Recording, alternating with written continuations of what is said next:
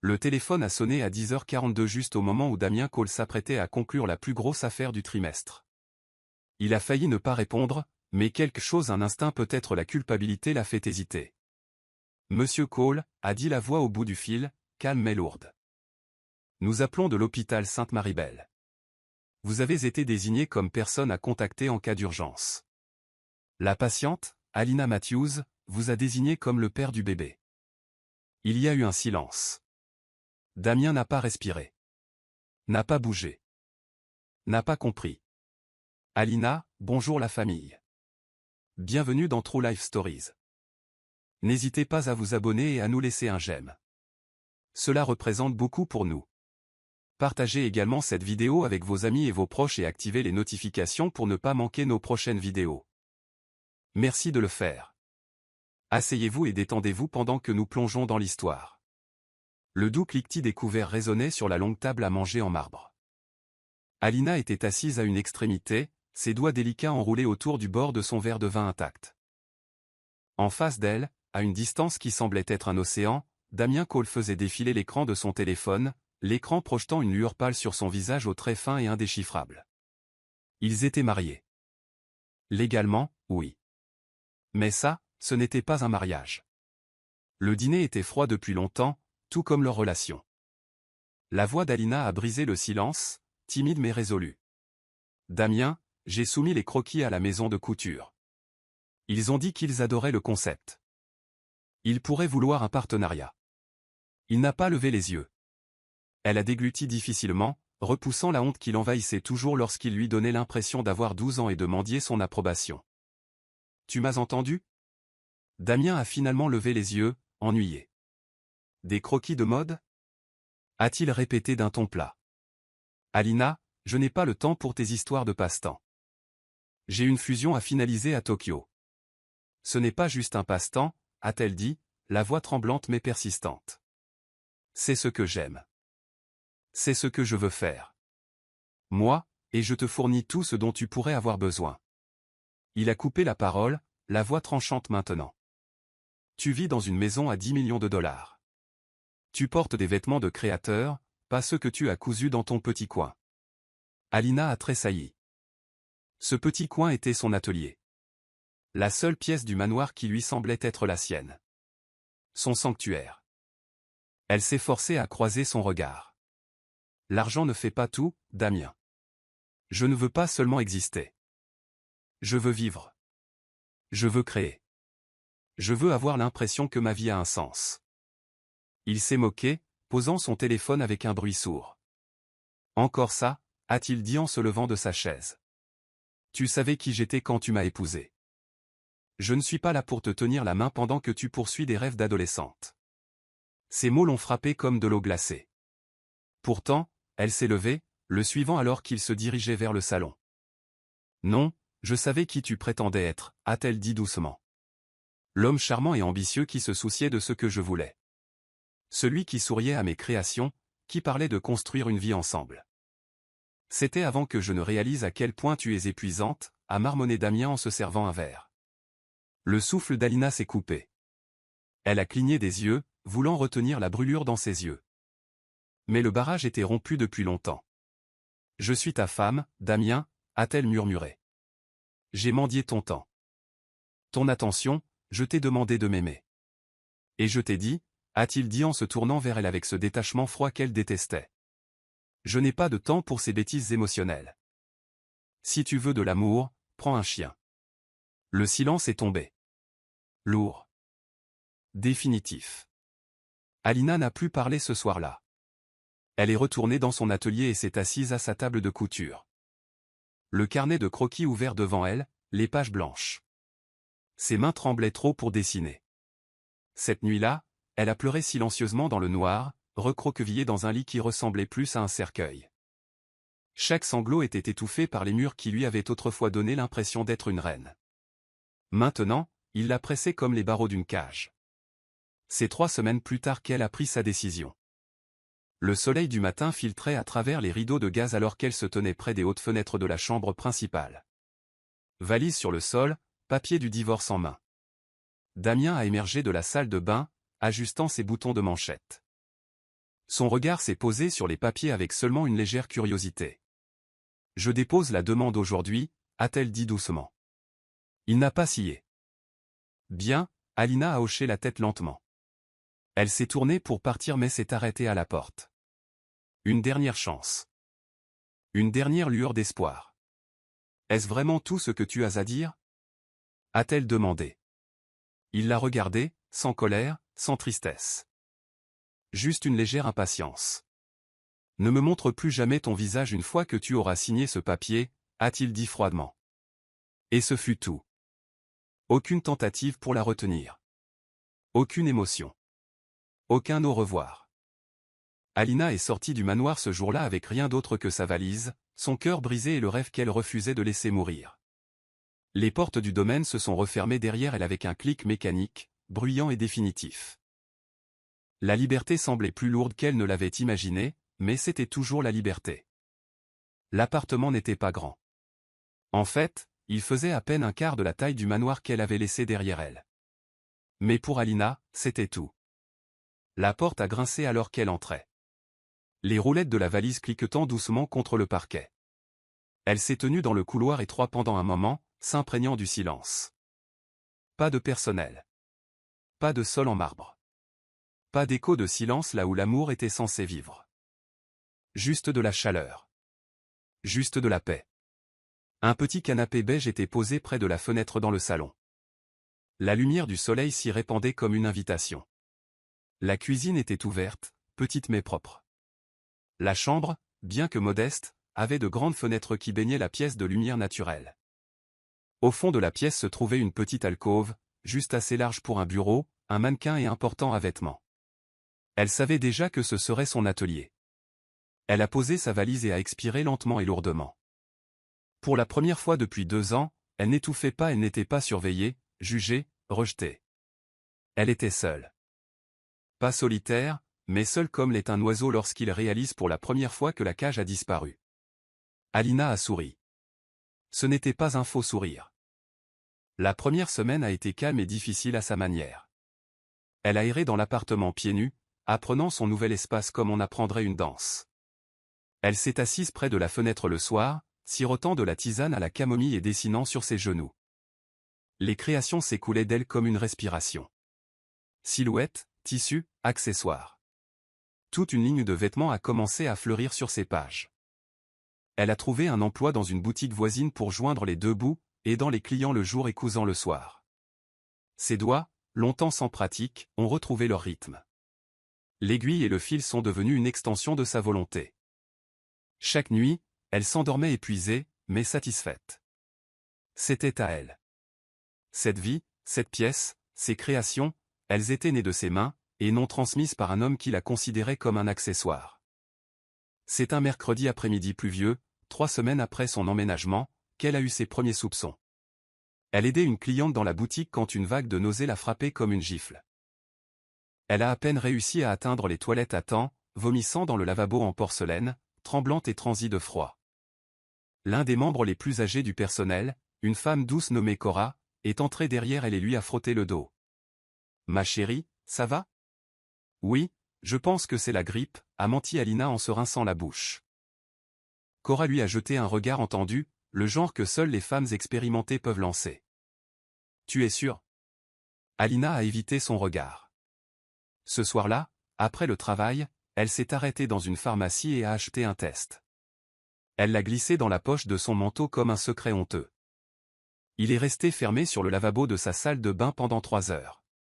Quand elle a enfin rassemblé son courage, le résultat l'a fixé avec une clarté indéniable et éclatante. Enceinte, Alina a glissé sur le sol de la salle de bain, le test toujours dans ses mains tremblantes. Son esprit tournait dans toutes les directions, percutant le souvenir des derniers mots de Damien comme des éclats de verre brisés. « Ne me montre plus jamais ton visage. » La nausée est revenue, cette fois venant de quelque chose de bien plus profond que son estomac. Elle a pleuré cette nuit-là, non pas parce qu'elle était faible, mais parce que pour la première fois depuis des semaines, le passé l'avait rattrapée. Elle l'avait laissé derrière elle, la froideur, la solitude, la trahison, mais une partie de lui était venue avec elle. À l'intérieur d'elle, grandissant, changeant tout, et pourtant sous les larmes, sous le choc et la peur, une petite braise de quelque chose d'autre a commencé à briller. Elle a posé une main sur son abdomen, les doigts écartés sur le coton doux de sa chemise, un battement de cœur, une vie, pas son héritage à lui, mais le sien, une raison de faire plus d'efforts, de se battre plus longtemps. Les jours suivants, elle a lutté avec sa conscience. Devait-elle le lui dire? Mais la réponse revenait toujours avec la même voix, sa voix à lui. Si tu veux de l'amour, prends un chien. Ne me montre plus jamais ton visage. Elle l'avait supplié de l'aimer, et il n'avait pas pu. Un bébé changerait-il cela? Elle en doutait, et plus que cela, elle s'était promis de ne pas revenir en arrière. De ne pas être cette femme qui frappe à la porte d'un homme qui la lui a claqué au nez. Alors elle a fait son choix. Elle élèverait cet enfant seule. Elle construirait une vie non pas faite d'excuses ou de seconde chance, mais de force, la sienne, et la sienne seule. Elle a vidé l'alcôve ce week-end-là et a commencé à la transformer en un véritable atelier. Elle a commandé des rouleaux de tissu, des patrons de couture, des ciseaux sans danger pour les enfants. Elle s'est retrouvée à concevoir des vêtements pour bébés, des petits bonnets, des petites grenouillères, des robes miniatures avec des broderies florales. Son travail à la boutique a commencé à porter ses fruits. Elle a lancé une petite boutique en ligne sous le nom d'Alina et Bloom. Les commandes ont afflué lentement, puis régulièrement. Lors de son premier rendez-vous prénatal, le médecin a dit qu'elle était en bonne santé.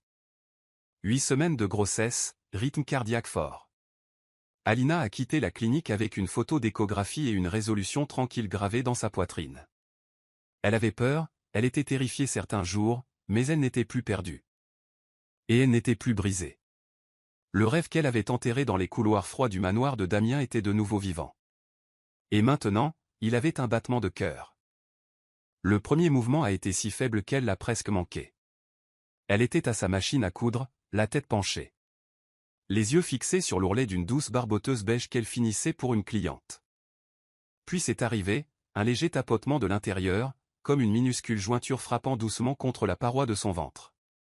Ses mains se sont figées. Le bourdonnement de la machine s'est tu.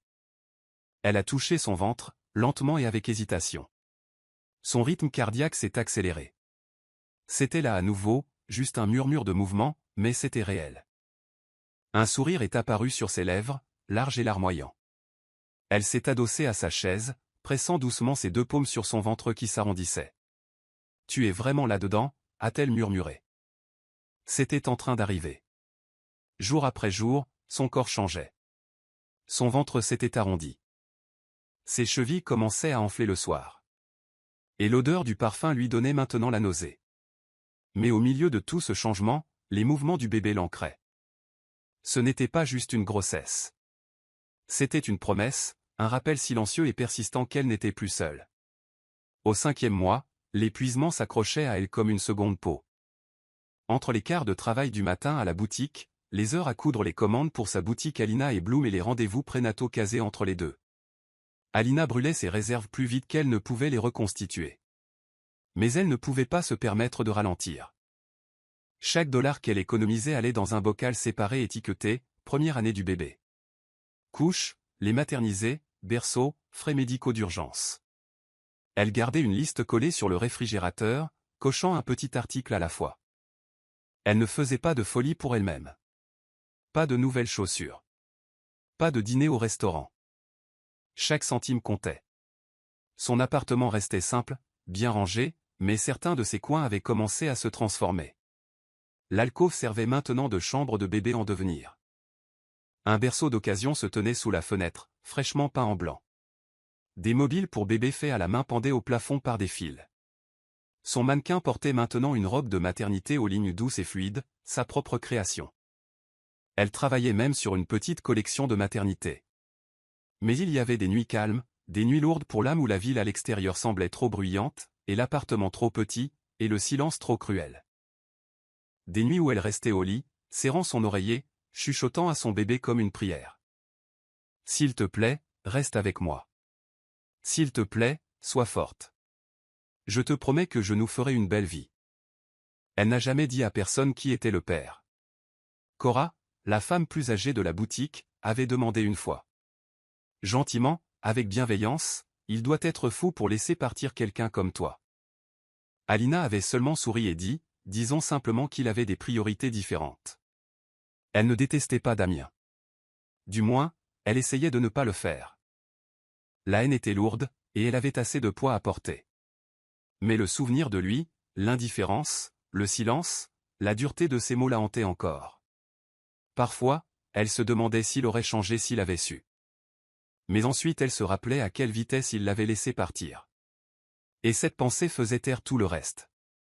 À 6 mois, les maux de dos ont commencé. De longs et douloureux étirements d'endolorissement qui rendaient le sommeil difficile. La position assise difficile. Même sourire était difficile certains jours. Elle s'est adaptée. Elle a calé des oreillers derrière elle. Elle a massé le bas de son dos avec des linges chauds. Elle s'est débrouillée. Un soir, après une journée particulièrement chargée à la boutique, elle s'est évanouie dans la cuisine. Elle s'était levée trop vite et le monde avait basculé. Le verre dans sa main s'est brisé sur le sol juste avant que ses genoux ne flanchent. Sa voisine, une femme plus âgée nommée Marie qui habitait de l'autre côté du couloir, a entendu le bruit sourd et s'est précipitée avec un double des clés. Alina a repris connaissance sur le canapé, une poche de glace pressée sur la tête.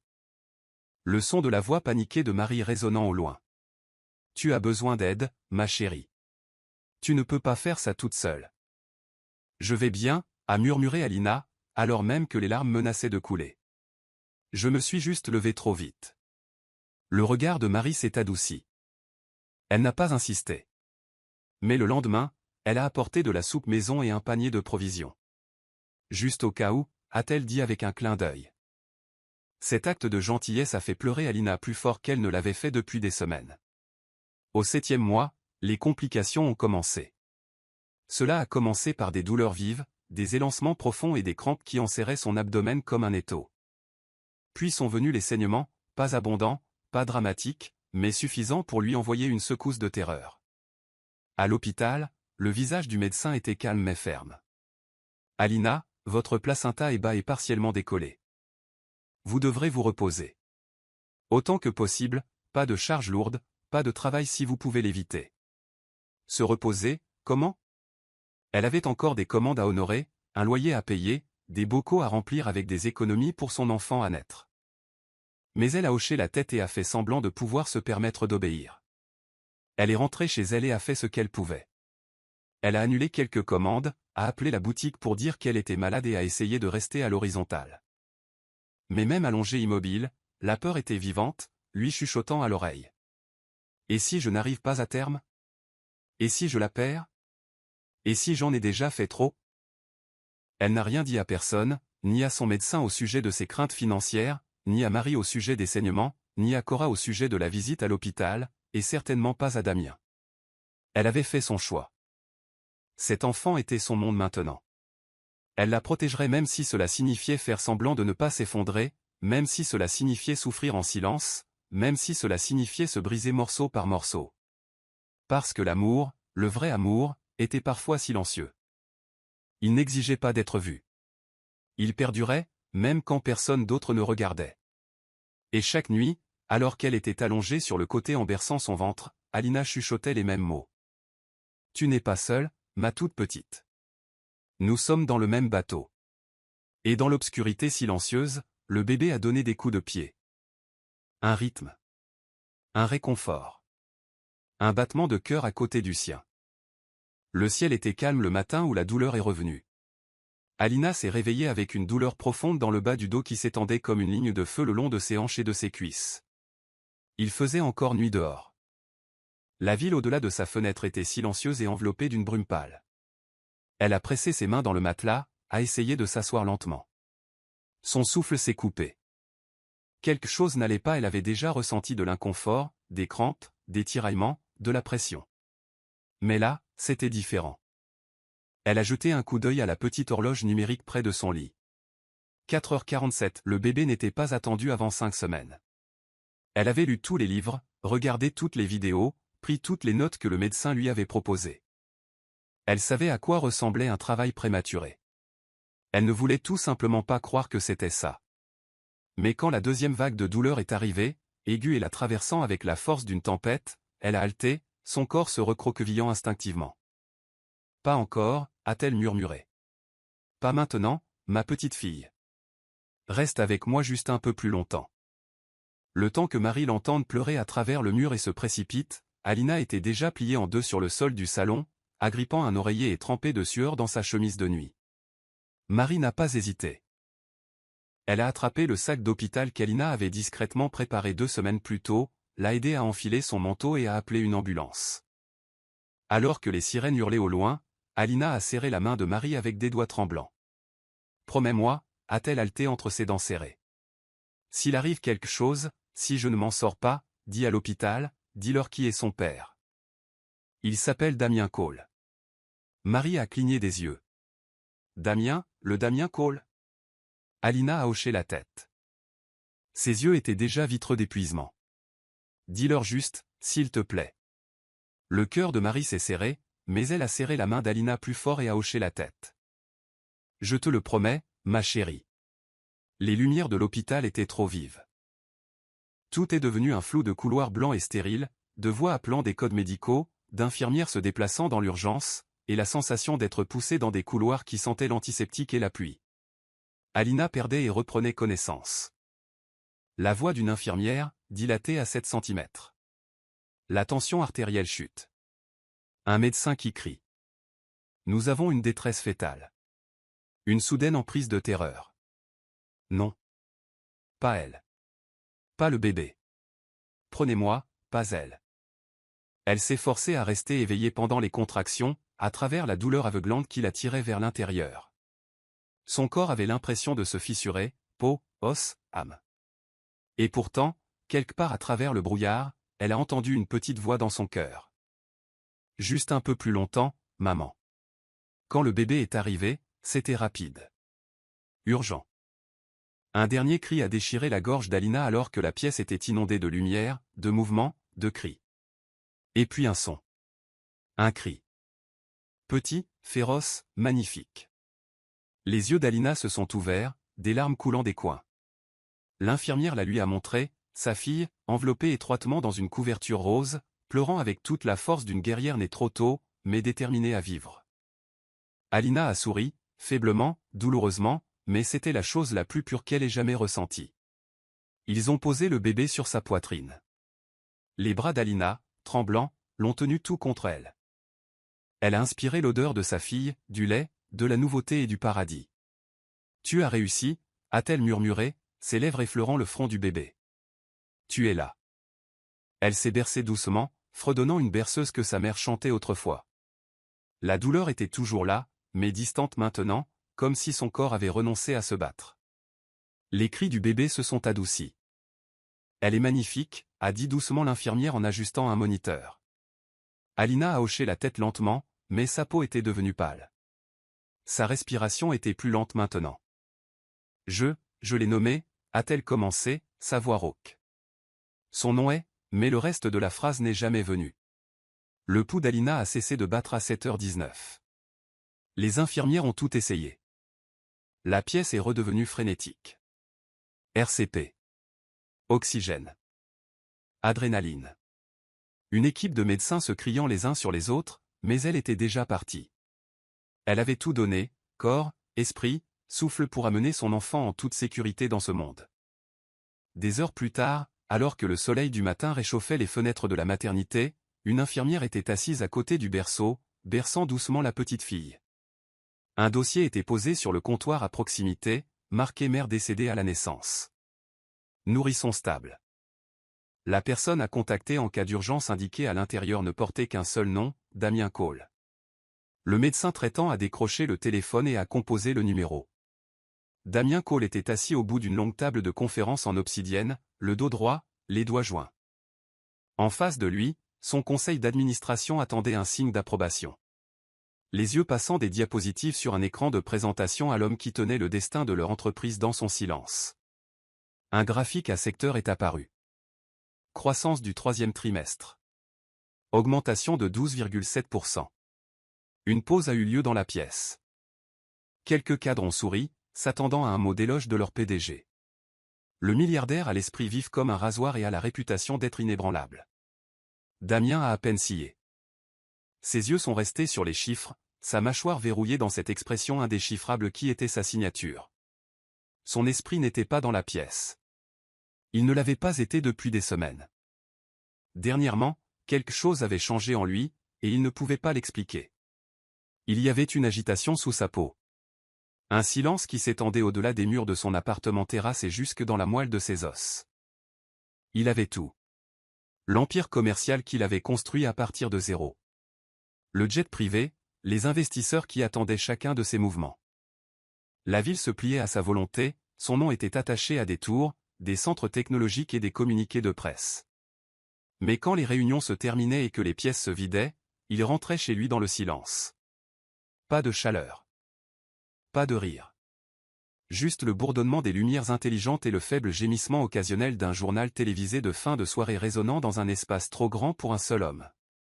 Et parfois, contre sa volonté, il pensait à elle. Alina, son assistant, un jeune homme nommé Rory, a frappé doucement à la porte de la salle de conférence, est entré et a marché rapidement aux côtés de Damien. « Je suis désolé, monsieur », a dit tranquillement Rory, se penchant pour chuchoter près de son épaule. Il y a un appel urgent de l'hôpital Sainte-Maribel. Ils ont demandé à vous parler nommément. Ligne directe. Cela avait l'air sérieux. Damien a froncé les sourcils. Je ne connais personne là-bas. Ont-ils dit de quoi il s'agissait? Ils n'ont pas donné de détails. Juste que c'est urgent. Il a hésité. Puis quelque chose, un instinct peut-être, la culpabilité, l'a traversé. Il s'est levé brusquement, ajustant sa veste. Suspendez la réunion. Je reviens tout de suite. Et sans attendre de questions, il est sorti. Le couloir menant à son bureau semblait plus long que d'habitude. Ses pas résonnaient sur le marbre, sec et impatient. À l'intérieur, le téléphone sur son bureau clignotait en rouge. Il a appuyé sur le bouton et a décroché le récepteur. C'est Damien Cole. La voix d'une femme a répondu, calme et clinique, mais teintée de quelque chose de plus doux en dessous. Monsieur Cole, je m'appelle Dr Reyes. J'appelle du centre médical Sainte-Maribel. Je crains d'avoir une nouvelle difficile. Il n'a rien dit. L'air s'est épaissi. Nous avons une patiente qui a été admise ce matin, Alina Matthews. Elle est décédée pendant l'accouchement. Je suis vraiment désolé. Damien a cligné des yeux. Le silence s'est prolongé. Qu'est-ce que vous venez de dire? Le ton du médecin est resté stable. Elle a souffert d'un décollement du placenta. Il y a eu des complications pendant l'accouchement. Elle a fait tout ce qu'elle pouvait, mais la voix de Damien s'est brisée pour la première fois depuis des années. Alina est morte? Oui. Elle est partie. La ligne est devenue morte dans sa tête. Il l'entendait parler, des phrases comme nourrisson stable et unité de soins intensifs néonatales et personnes à contacter en cas d'urgence, mais tout se dissolvait dans un brouillard d'incrédulité. Il ne l'avait pas vue depuis 8 mois. N'avait pas entendu sa voix. N'avait pas lu un seul message. Elle avait disparu de sa vie au moment où elle avait franchi les portes de ce manoir. Sur son propre ordre, ne me montre plus jamais ton visage. Les mots, tranchants et définitifs à l'époque, lui revenaient maintenant comme une malédiction. Monsieur Cole, la voix du docteur Reyes l'a ramené à la réalité. Oui, a-t-il râlé en déglutissant difficilement. Vous avez dit qu'elle avait un bébé? Oui. Une petite fille. Elle est en bonne santé. La mère vous a désigné comme le père. Vous êtes également sa seule personne à contacter en cas d'urgence. Il a passé une main sur son visage. Je ne savais pas, a-t-il murmuré. Elle ne me l'a pas dit. Elle a laissé une lettre, a dit doucement le médecin. Pour vous. Et comme elle l'a demandé, vous devez venir. Il a regardé par la fenêtre. En bas, la ville bourdonnait de mouvement. Voitures, bus, gens en retard au travail ou en avance pour le déjeuner. Aucun d'eux ne savait ce qui venait de se passer. Aucun d'eux ne savait qu'un homme qui avait passé toute sa vie à tout contrôler venait de perdre la seule personne qui lui avait jamais demandé de se soucier d'autre chose. En 20 minutes, son jet était prêt. En 45, son emploi du temps était dégagé. À midi, il était en route pour traverser l'État. Et le silence dans l'avion était insupportable. Il regardait les nuages, le cœur battant contre des côtes qui n'avaient pas été aussi fragiles depuis l'enfance. Son esprit repassait leur dernière conversation. Sa voix, les papiers du divorce, sa froideur à lui. La façon dont elle s'était tenue à la porte, espérant, même alors, qu'il lui demanderait de rester. Mais il ne l'avait pas fait. Il l'avait laissée partir. Il pensait qu'elle reviendrait. Ou qu'il oublierait. Mais ni l'un ni l'autre ne s'était produit. Et maintenant elle était partie. Pour toujours. L'hôpital sentait la lavande et l'antiseptique. Une infirmière l'a accueillie à la réception. Son expression était tendue, mais gentille. Par ici, Monsieur Cole. Nous vous attendions. Elle l'a conduit à travers un couloir calme vers l'unité de soins intensifs néonatales, parlant doucement en marchant. Le bébé va bien. Elle est un peu petite, mais forte. Très éveillée. Il n'a pas répondu. Il ne pouvait pas. Ses chaussures se sont arrêtées devant la vitre de la pouponnière. Et là, à l'intérieur, reposait un tout petit paquet emmailloté de roses, endormi sous une douce lumière. Son souffle s'est coupé. Il la voyait, il voyait Alina dans la courbe du nez du bébé. La forme de ses lèvres. Les cheveux foncés et délicats qui ressemblaient tant à ceux de sa mère. Elle n'a pas encore de prénom, a chuchoté l'infirmière. Damien s'est approché de la vitre, une main pressée contre elle. Puis il s'est lentement laissé tomber à genoux. Là, dans le couloir de l'hôpital, l'homme qui possédait la moitié de la ville, qui signait des contrats d'1 milliard de dollars sans scier, est tombé sur le sol et a pleuré. Pas des larmes silencieuses. Pas un chagrin contrôlé. Mais des sanglots bruyants et brisés qui venaient d'un endroit qu'il ignorait exister en lui. Il avait échoué, il n'avait pas su l'aimer, n'avait pas su la voir, n'avait pas su la protéger. Et pourtant, même dans la mort, elle lui avait confié son dernier cadeau. L'infirmière a placé une enveloppe pliée dans ses mains tremblantes. Damien l'a ouverte lentement.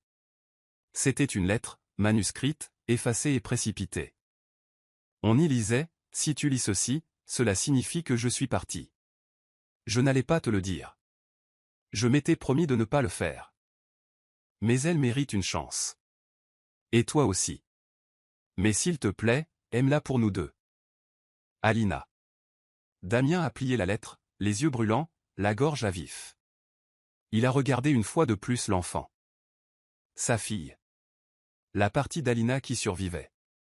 Et à cet instant, il a fait le vœu silencieux, profond, avec toute la force d'un homme enfin brisé, d'être le père qu'elle avait espéré qu'il pourrait devenir. D'aimer cette petite fille avec le genre d'amour qu'il avait refusé à sa mère. De ne jamais, au grand jamais, repartir. Damien était assis sur la chaise près de la fenêtre de là.